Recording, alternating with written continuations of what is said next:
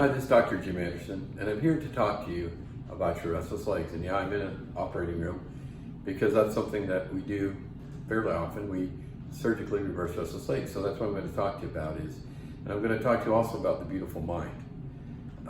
That's the topic I really want to mention to you because I want to talk to you about this on a higher level because why would you listen to a podiatrist? I mean, what is a podiatrist doing in the world of restless legs? And that's a little bit of what I want to explain tonight. It's the story of me, a podiatrist, and how this all came about with my research and my passion for helping people with restless legs. Because I really know what a lot of you are going through. You're up at night. Maybe you're watching me at 3 a.m. in the morning. You're frustrated. Your legs are twitching. You have to get up at night. You're getting cramps, maybe just that anxiousness you have in your legs. You got to get up and move. And nobody understands it. And then the next day comes, you're exhausted. You have to play and act like you're like everybody else, but you're not. Because you just went through maybe a night where you only got 3 or 4 hours of sleep, and you have to put up with that day after day. And sometimes with the stories I hear, I think half your anxiousness or half of the stress that you go through, besides the deficit of sleep, the fatigue, the exhaustion, is the anticipation, the worry, the fear you have of the next night, like, oh my gosh, what's this next night going to be? It's the anticipation of having yet another restless legs night, of missing some sleep. You're looking for that perfect night's sleep.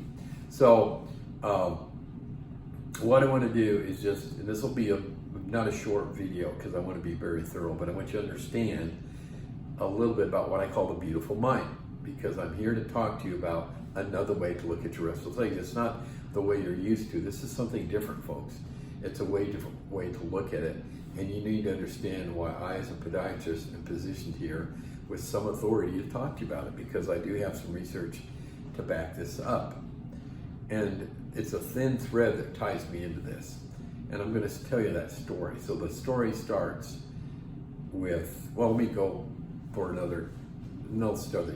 I want to explain some other stories to you that many things in medicine start from somebody outside the realm of where you think they'd normally be. In fact, most of us, some me included, sometimes we look in the wrong areas. We look for the wrong people, the wrong experts, because what truly happens when really amazing, fantastic progress happens in the medical world or in other worlds, industries, for instance, it's because somebody on the outside looked at the problem from a different set of eyes. I call that cross-pollination. And it doesn't happen a lot, especially in medicine, because you're trained to be a podiatrist, be a cardiologist, be whatever, and you follow, like lemmings, you follow those people.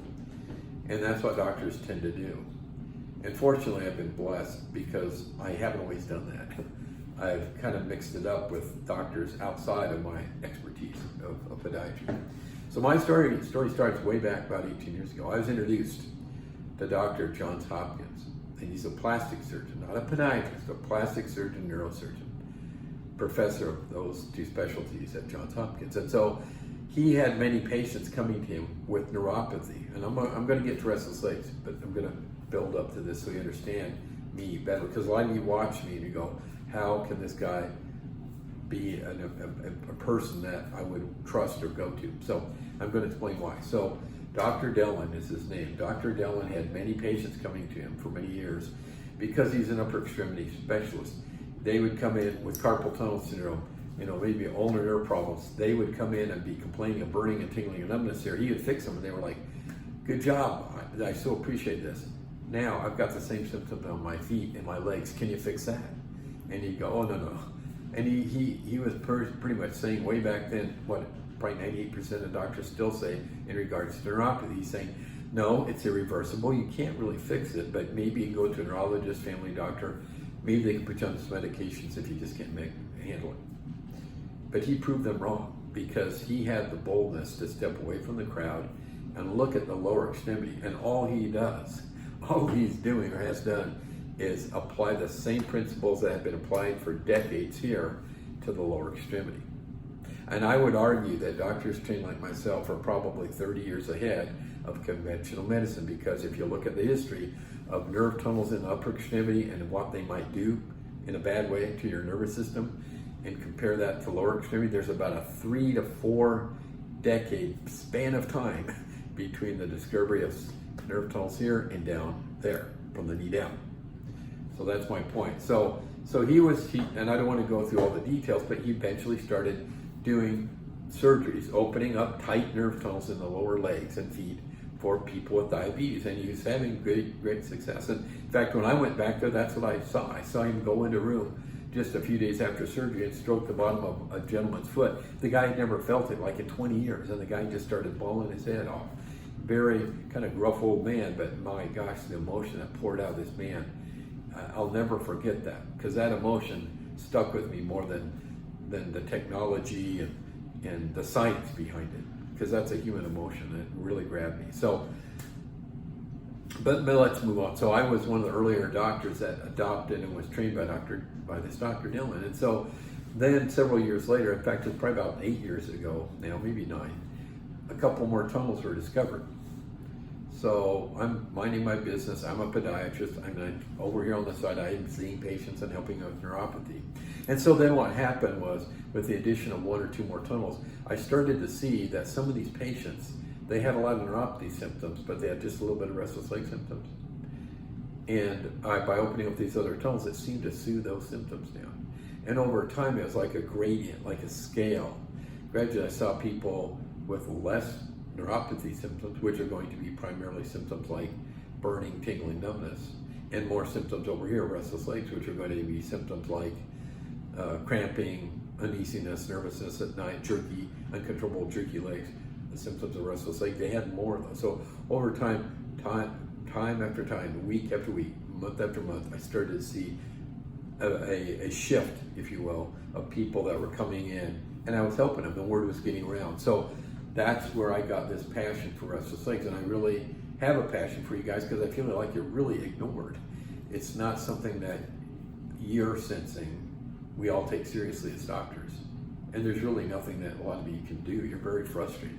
So that's why I'm here. I'm a podiatrist, yes, but it was a plastic surgeon looking at what we do in the lower extremity. And in fact, this is good. That plastic surgeon was actually trying to get other plastic surgeons and neurosurgeons, which he is to do what he knew could help neuropathy, but they weren't interested. He had to find a tribe of doctors, mainly podiatrists.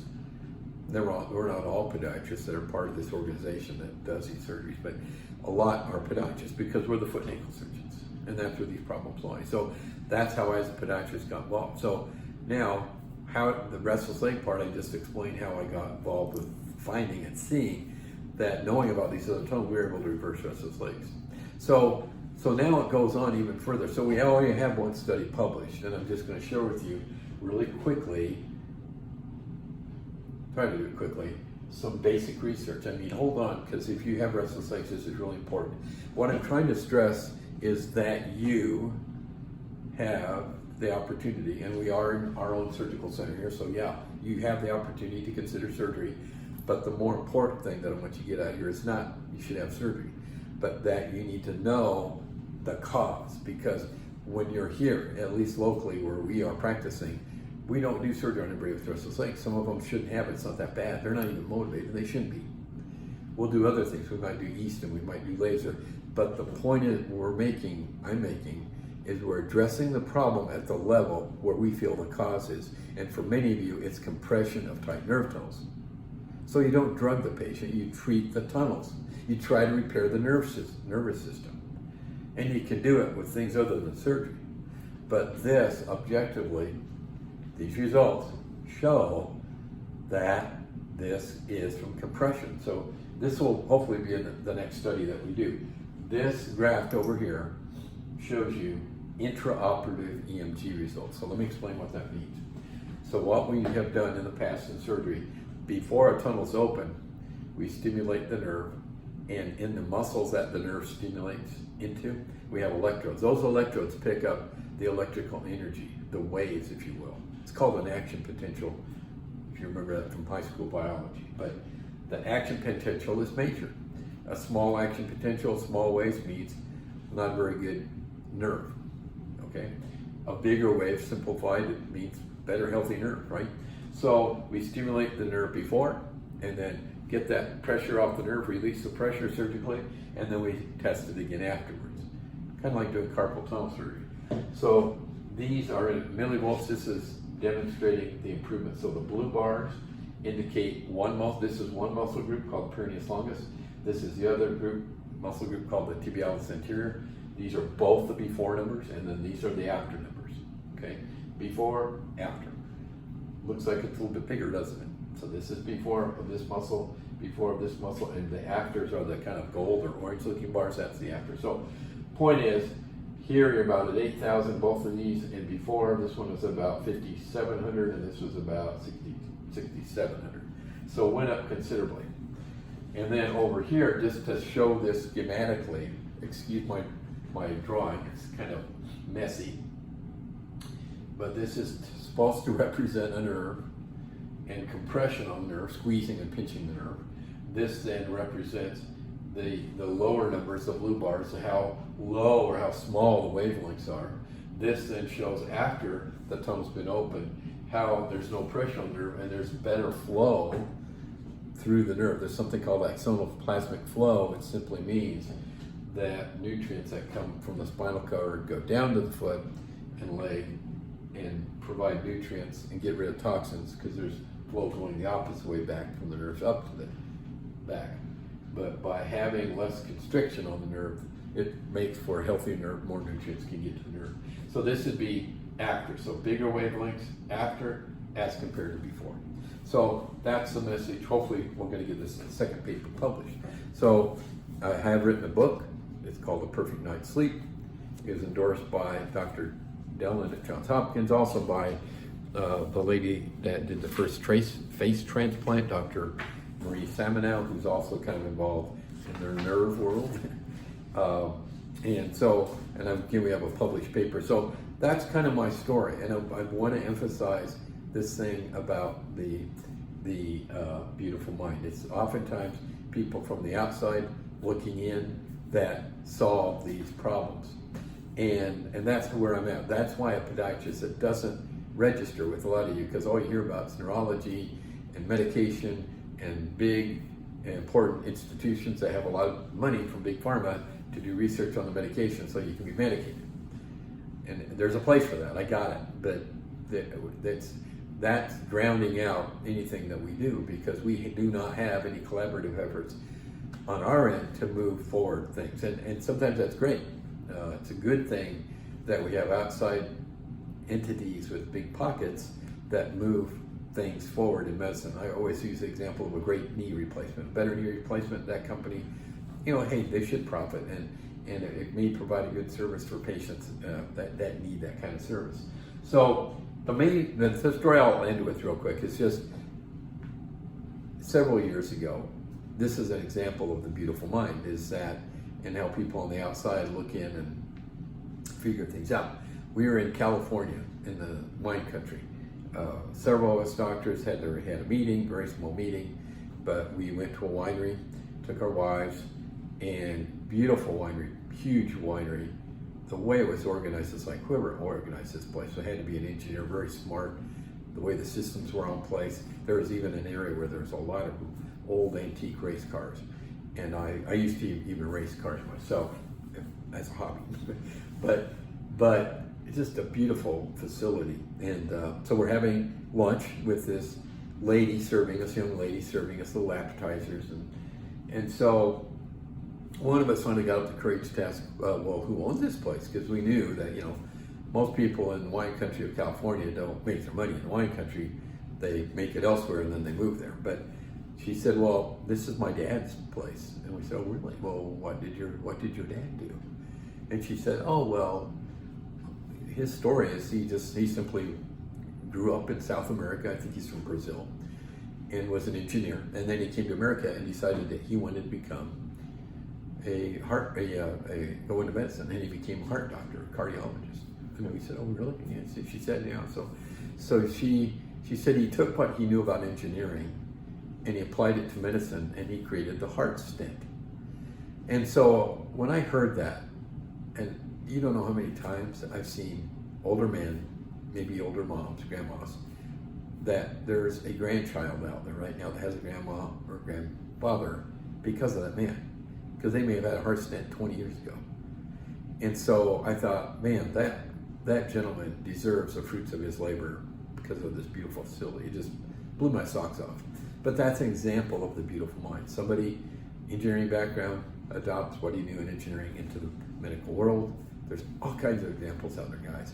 And that's simply, and it's not always that my mind's so beautiful, but we have to be open. We have to learn from others and kind of challenge conventional ways of thinking. So I hope that helps you open up your mind to how in the world the podiatrist is here talking to you about your restless legs. And we're really challenging conventional medicine to please look at this in a different way. Please end the suffering. So if you like this video, I please ask you to make some comments. Appreciate that, and subscribe to our YouTube channel. I love to teach, and I hope you love to listen to my teaching. So hopefully you'll tune in some other time, and please consider what I say and spread this word, because a lot of people are suffering needlessly and they're just not getting sleep tonight. And again, thank you for watching.